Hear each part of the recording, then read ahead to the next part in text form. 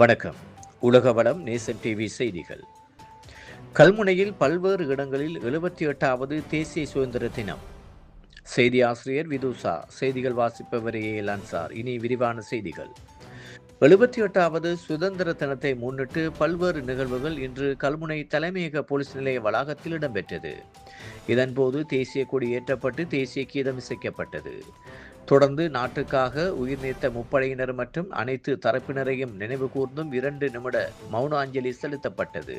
அத்துடன் கல்முனை பிராந்திய உதவி போலீஸ் அத்தியட்சர் MK இப்னு அசாரின் வழிகாட்டலில் கல்முனை தலைமையக போலீஸ் நிலைய பொறுப்பதிகாரி KL லசந்த கழு ஆராய்ச்சி தலைமையில் மரக்கன்றுகள் போலீஸ் நிலைய வளாகத்தில் நடப்பட்டது.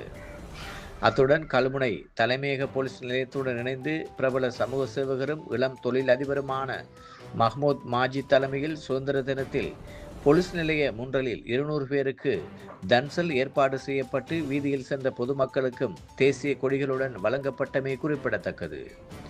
மற்றும் கல்முனை மாநகர சபை ஒழுங்கு செய்திருந்த 78வது சுதந்திர தின விழா புதன்கிழமை 4 மாநகர சபை வளாகத்தில் மாநகர சபை ஆணையாளர் ATM ராஃபி தலைமையில் சிறப்பாக இடம்பெற்றது.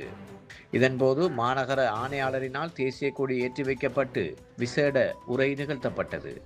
அத்துடன் நாட்டுக்காக உயிர் நீத்தவர்களுக்கும் 2 நிமிட மௌன அஞ்சலி செலுத்தப்பட்டது.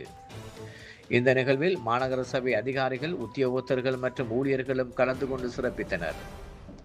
இலங்கை ஜனநாயக சோசலிச குடியரசின் 78வது தேசிய சுதந்திர தின நிகழ்வு இன்று சாய்ந்தமருது பெரிய ஜும்மா பள்ளிவாசலிலும் இடம்பெற்றது. மேலும் கல்முனை மஹ்மூத் மகளிர் கல்லூரி மற்றும் சாய்ந்தமருது கௌரவ பாராளுமன்ற உறுப்பினர் ஆதம்பாபா அவர்களுடைய பிரத்யோக காரியாலயத்திலும் தேசிய சுதந்திர தின விழா இன்று சிறப்பான முறையில் இடம்பெற்றது. உலகவளம் நேசம் டிவி செய்திகளுக்காக நான் ஏஎல் அன்சார்.